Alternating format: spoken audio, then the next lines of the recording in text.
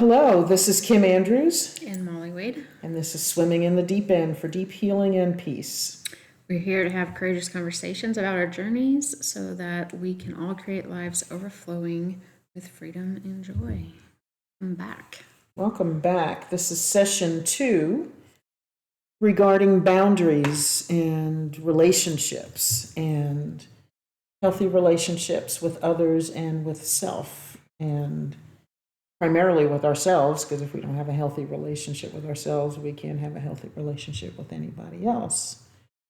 So in the first half of this discussion, we talked about failure, set boundaries, what boundaries are, what do they look like, what can they be, when they might be necessary, and Why we don't do them when we need to. yeah. Why we need to do them now, that it's far less stressful to set a boundary and to hold to that boundary than it is to just circulate in chaos with somebody. Yeah. And that once you set a boundary, being at peace doesn't necessarily mean that you're not also sad or grieving whatever may have been lost. Right. Whether it's the type of relationship you had or that you have a relationship at all. Or what you thought was there, realizing it wasn't. Wasn't what you thought it was. Right. Yeah. Right. So here in the second half about boundaries, we're going to talk more about deep healing and where these things come from. So we've already mentioned in the first session that these things come from our self-worth, our self-esteem. And I know that in my family of origin, my parents did not have a good marriage. And my mother basically walked on eggshells around my father. And she taught us, me and my siblings, my two siblings, to do the same. She never wanted to make my father angry. It didn't matter what happened or how she felt about it, because she either didn't want to deal with his anger or couldn't deal with his anger. And it's just better not to have conflict. So I grew up conflict adverse. I would do anything not to have conflict. And that was... Avoid it like the plague. Oh, avoid it like the plague. And it didn't matter how much turmoil I was in, just trying to avoid that conflict. I would do anything, again, not to be in conflict with somebody. And so I think that's exactly the point. If we're conflict adverse, there's still conflict, it's just within us. Who knows whether or not the other person or the other party in the relationship is also having conflict. But what we're looking for is inner peace and deep healing. So I knew that at some point I was going to have to start learning how to deal with conflict. I knew that I was going to have to work on my self-worth, knowing that I was worthy enough that I would set boundaries, that I was willing to say to somebody, you hurt my feelings, or you violated this value or something else, or I thought this was unfair, or again, what you said or did was hurtful. Yeah, setting boundaries kind of can't really avoid the conflict there, because it's usually the reason for the boundary is there's a conflict. And yeah, you have to face the conflict to set the boundary. And until we work on self-esteem and self-worth,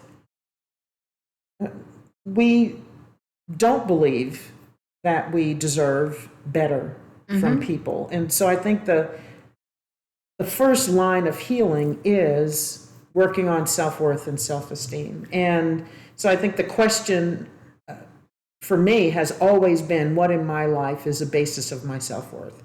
For me, it is my spirituality, is my relationship with the God of my understanding.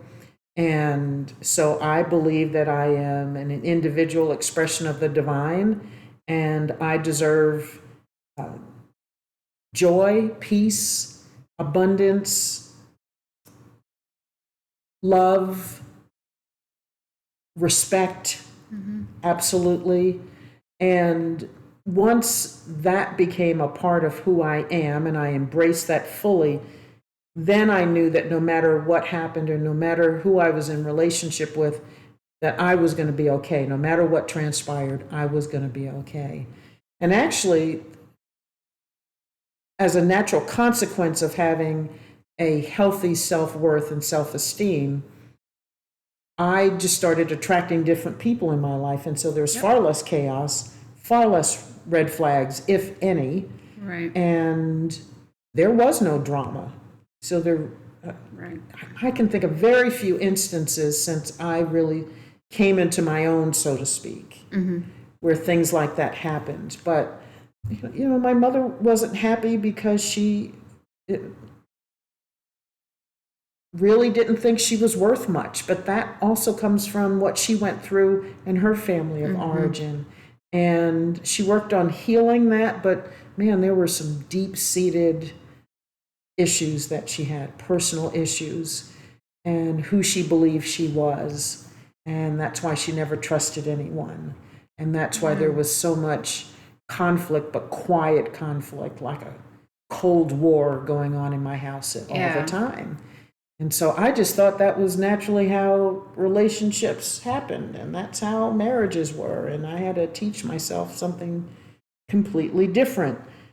So how did it happen in your family of origin, and what came up for you?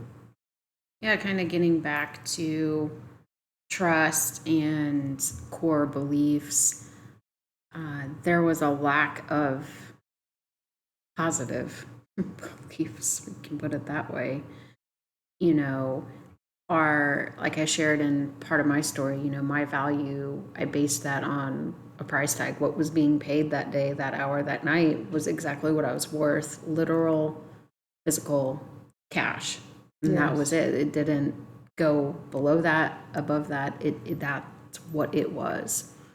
And so taking that in, and over the years, and again, I will be transparent with everybody, still working on boundaries and trust and self-worth all the time. It's constantly evolving. So if you are out there struggling, I'm sitting right with you. And my value very much tied up in that. And I think for a really long time, I don't even know I had value because I'm not sure that was something I pondered. It wasn't like, do I deserve this? Do I not? Like, it was almost innate, born in me, to say it just didn't exist. It was zero. There just wasn't anything to be of value. What I looked like, my hair, I didn't offer anything to anybody. Like, I literally, there's nothing. So starting out life that way, and for a very long time, and developing, oh, it's worth money now. Okay, that's what I'm worth. Okay, cool. Tying that to that, extremely unhealthy. And that's really the basis of how my value and my beliefs kind of got started. And we were talking about trust and these things. Some people, we don't trust ourselves, therefore we don't trust others. And once we can start trusting ourselves, we open ourselves up to trusting people around us. For me, it was the opposite, not in a way of there's no reason to trust myself to begin with, and you don't trust anyone else. Nobody is safe. No one can be trusted, with the exception of the people that were there controlling. You don't question their authority. And it would change the older I got. But that's the message that was sent growing up, was you don't trust anybody, no authority, no nothing, with the exception of whoever's got you at that moment. But you certainly don't trust yourself. What do you know? You're not educated. You don't, So it's kind of different. I had to learn what trust was, be able to learn how to trust myself before I could even begin to trust anybody else. And a lot of my boundaries didn't exist because the negative value of my worth and core beliefs, didn't call for boundaries. And so over the years, the more that value and worth became more clear and positive, and right, we're going in the positives now, we're not in the negatives,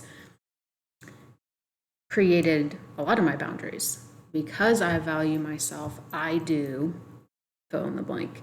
I value myself enough to say no or set that boundary. So my boundaries are a direct reflection of my internal belief in how I value myself.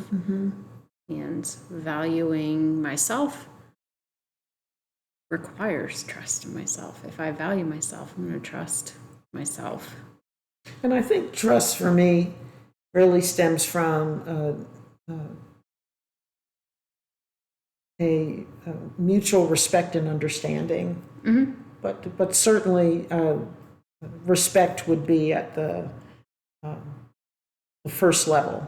Do we have a mutual respect and understanding? And do you respect yourself and understand yourself, in this relationship with self? And so, you can, like you were talking about, the people that had control of you when you were younger, that there was a quote unquote trust there, but it was not based on mutual respect or understanding. And it was just that these people have control and I have no control. It was a fear-based trust. It was fear-based trust. And which is not trust at all. It's probably more like a intimidation. Yeah. And it was based on your powerlessness and somebody else had power over you. And I knew that at some point I had to respect and value myself. Like you said, I value myself enough to take care of myself physically. I value myself enough that in relationship, I will not be physically or emotionally abused. I value myself enough that I don't accept infidelity in a relationship. And I can remember one instance, in fact, the man that I dated prior to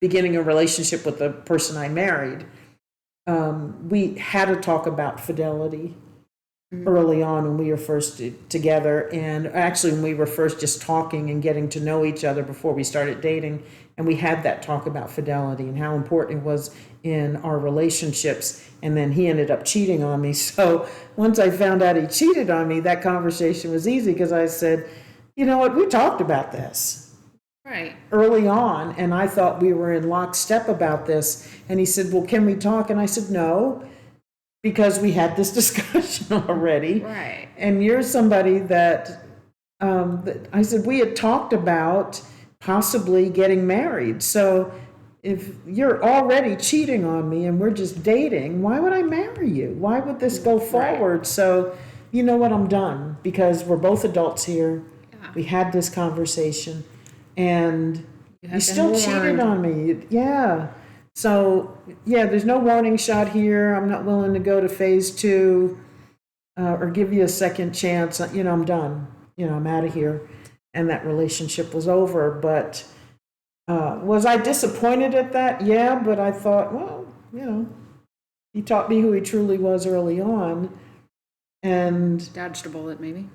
Yes. And I think that's an instance where, yes, we had discussed boundaries. We had discussed what we value prior to entering into a formal relationship. And, we were just getting to know each other and having those conversations. And I brought up, okay, this is what's important to me. And he said, oh, I agree. Absolutely. Yeah. And then 6 months later, you're cheating on me. Yeah, I'm really out the door. I'm done with this. We don't need to have another conversation. And there is no part 2 of this relationship. So that was a clear boundary for me. But I would not have done that 20 years earlier. I would not have done that. I would have thought, oh, he says he loves me. I'm going to stay in, and love can conquer all. Well, sometimes, but now I believe that if you're willing to do that to me, you really don't love me. You really don't. And that's just where I am now. I have high expectation for that. So, but I expect myself also to be trustworthy in this relationship. Right. And so I'm not going to ask you to be loyal to me if I'm not loyal to you. Right. You're not asking them to do something you're unwilling to keep. Yes. Your word on. Yes.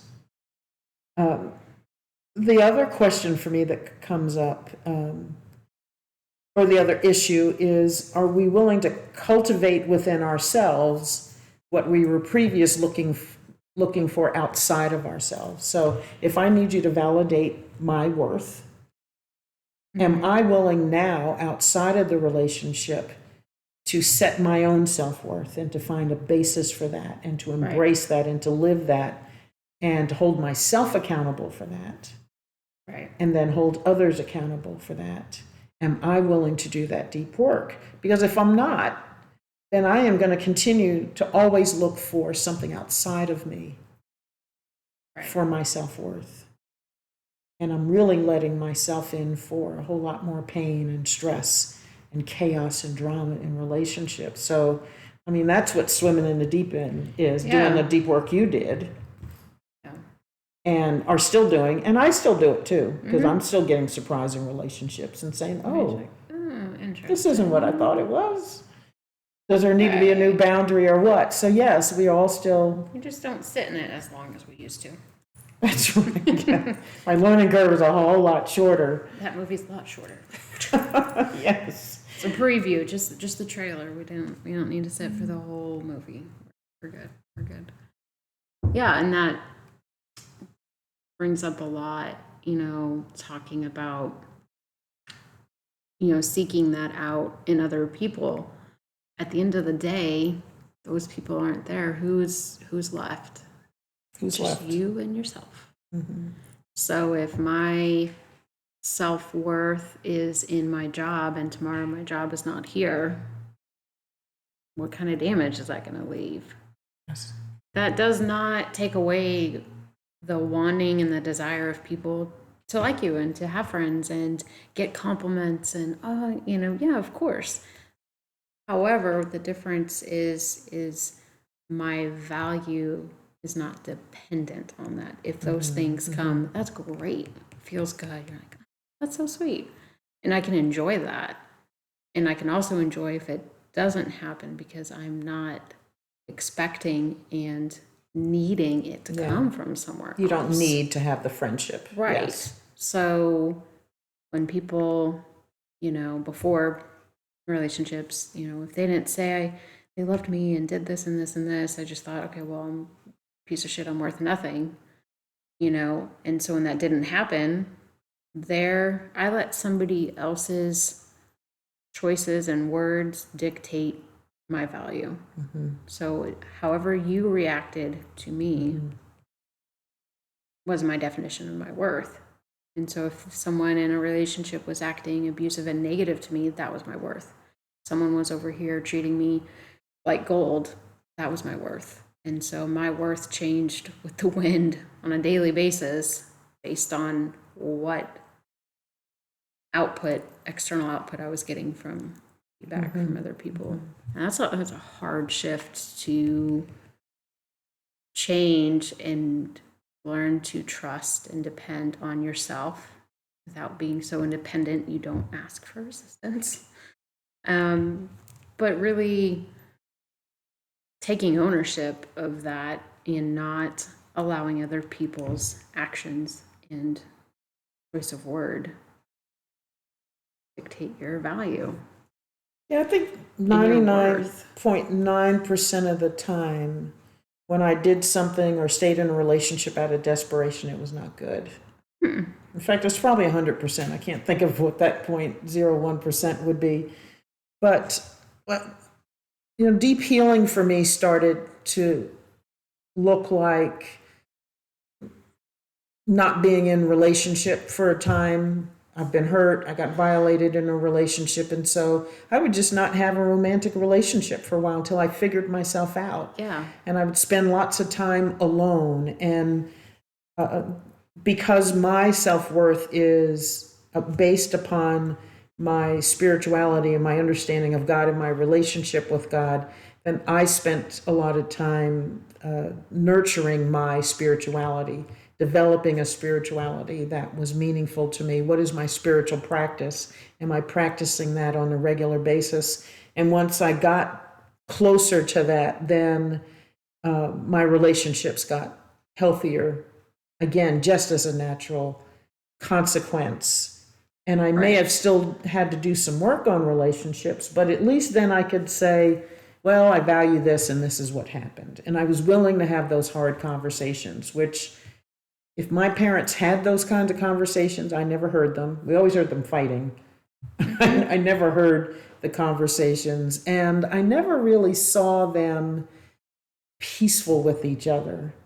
My parents Right. stayed together, but they were never peaceful. I never really saw real joy, vulnerability, or trust between them, like an ease Yeah. between them. I never saw that. And so that to me means there was never any resolution somewhere of issues, problems, that they went off into their separate corners and did their own individual work and then came back together. Right. And so I didn't have, I think I shared before, I was 44 when I got married the first time. I planned it only to be my only marriage. Unless something comes up, stuff can always happen, but that is the plan. That was my commitment. Right. And, I was 44 when I got married because I needed time to heal and to grow and to embrace something to new, have a new paradigm for marriage and for life and for love. Right. And so, that's that's what was necessary for me. Yeah. Well, and a lot of it, we have to, fortunately, sometimes, well, not unfortunately, just reality, we have to teach ourselves those things, especially if what we grew up with or grew around in our early ages wasn't healthy or, safe and it was toxic. We have to get out of that first and then acknowledge that it wasn't and then figure out what is and what does that look like. And that requires some time alone. And not saying you can't be in a marriage or relationship and work through those things. Sure.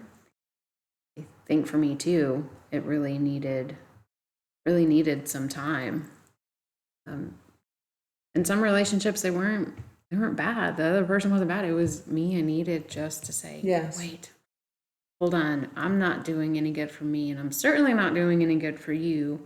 I need to stop and work on some of that and do the hard work. Like we were talking before, we can only love as much as we love ourselves. And there are days that's a lot easier to do than others. You wake up some mornings, you're like, gosh, I love myself. And other days you're like, that's not the first thought. Maybe I just need some more coffee and I'll feel a little better. So, and it's the truth. And I think the more we work on inner work, doing the deep work, doing this swimming in the deep, like you said, naturally we draw different people.